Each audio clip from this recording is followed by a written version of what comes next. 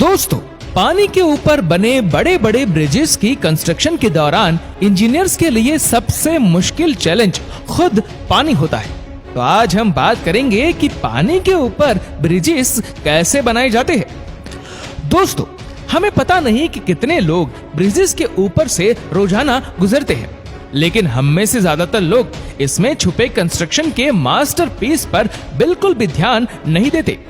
Bridges की construction building के मुकाबले में हद से ज्यादा मुश्किल होती है, क्योंकि बिल्डिंग का लोड तो स्टेबल रहता है, जबकि ब्रिजेस का लोड कभी भी एक जैसा नहीं रहता। ब्रिजेस को हर वक्त लाखों टन वजनी लोड बर्दाश्त करना पड़ता है, और वह भी ऐसा लोड जो एक जगह से दूसरी जगह मूव कर रहा हो। जैसे जैसे आबादी बढ़ती जा रही है, वैसे वैसे ब्रिजेस का इम्पोर्टेंट भी बढ़ता जा रहा है, और ये इम्पोर्टेंट उस टाइम पर मजीद बढ़ जाता है जब ब्रिजेस जमीन पर नहीं बल्कि पानी के ऊपर बने हो। जी हाँ, जहां जमीन पर ब्रिजेस की कंस्ट्रक्शन में वर्कर्स को मुश्किल तरीन चैलेंजेस का सामना करना पड़ता है, वहीं पानी पर ब्रिजेस की कंस्ट्रक्शन में 10 गुना ज्यादा चैलेंजेस आते हैं। पानी पर ब्रिजेस बनाने में एक एक इंच क्या, एक एक मिलीमीटर भी पहले से कैलकुलेटेड होता है, क्योंकि अगर एक भी मिलीमीटर की गलती हुई तो अरबों रुपए और लाखों जाने एक ही झटके में ढेर हो सकती है। चाहे घर की कंस्ट्रक्शन हो या फिर बिल्डिंग की, इन सब में एक चीज कॉमन होती है, और वह है इनकी फाउंडेशन।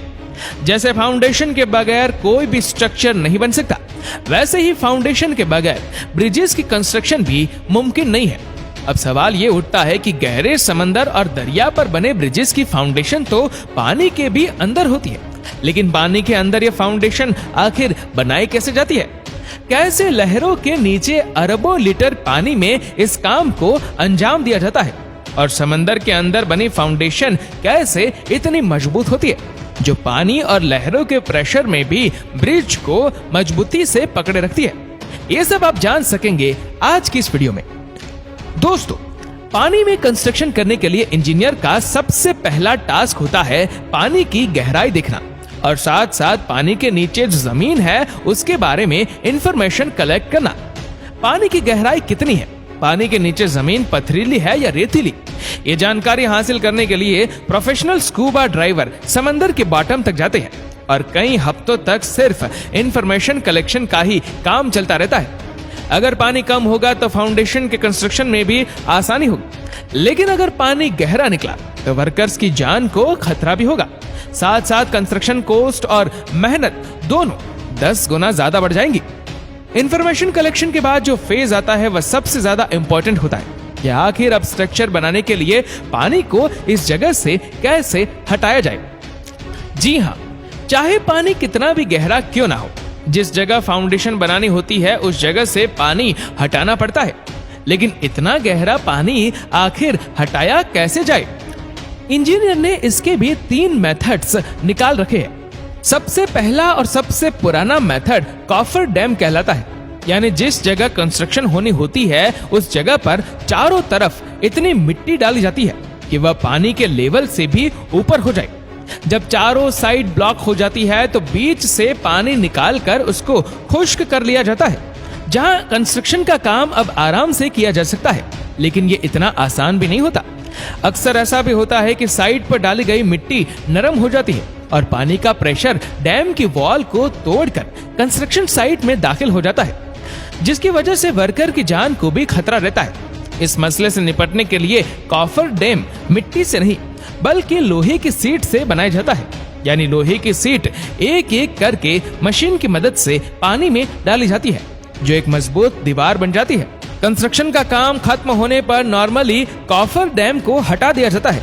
फाउंडेशन बनाने का दूसरा मेथड कैसोन्स कहलाता है। इस तरीके में फाउंडेशन पहले जमीन पर बनाई जाती है और फिर उसको किसी शिप की मदद से उस जगह पहुंचाया जाता है जहां उसको इंस्टॉल होना होता है। अब चैलेंज होता है इसको पानी के अंदर डालने का, क्योंकि यह फाउंडेशन एक बॉक्स जैसी होती है जो नीचे से बंद और ऊपर से खुली होती है। अगर इसको ऐसे ही पानी में डाला गया तो ये पानी के ऊपर ही तैरती रहेगी, जैसा कि ये गिलास पानी में तैरता आप देख सकते हैं।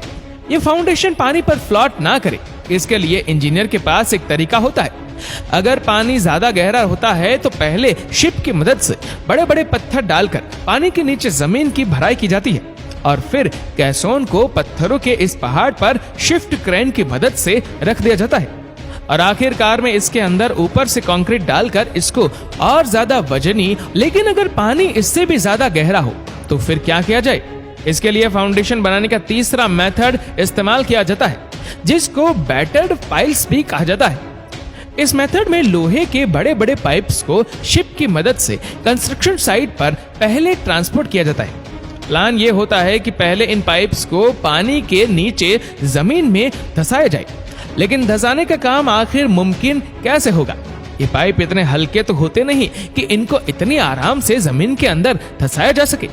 आखिरकार एक एक पाइप हजारों टन वजनी होता है। इसके लिए स्पेशल किस्म के बड़े बड़े हैमर्स शिप पर इंस्टॉल करके एक कंस्ट्रक्शन साइट से मंगाए जाते हैं, जो इन पाइप को लगातार ठोक ठोक कर जमीन में इतना ज्यादा धंसा देते हैं कि अब बड़ी बड़ी लहरें हो या समंदरी तूफान इन पाइप को 1 मिलीमीटर भी इधर से उधर नहीं कर सकते। अब पानी के बीचों बीच एक मजबूत और ठोस फाउंडेशन तैयार है जिसके ऊपर ब्रिज की कंस्ट्रक्शन की जा सकती है। लेकिन यह सब इतना आसान भी नहीं होता जितना आसान ये कहने और सुनने में लगता है। इस सारे प्रोसेस में सालों की मेहनत और कई जानें भी गंवाई जाती है। तो आइए अब देखते हैं जमीन और पानी पर बनाए गए दुनिया के 5 सबसे लंबे और बड़े ब्रिजेस। नंबर 5, 2008 में कंप्लीट होने वाला वाइन वाई ग्रांड ब्रिज चाइना में मौजूद है जो 80 किलोमीटर लंबा है।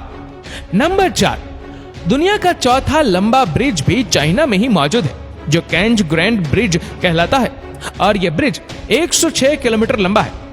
नंबर 3, सिर्फ 4 सालों में कंप्लीट होने वाला यह ब्रिज भी चाइना में मौजूद है जो टियानजिन ग्रैंड ब्रिज के नाम से जाना जाता है। यह ब्रिज 140 किलोमीटर लंबा है।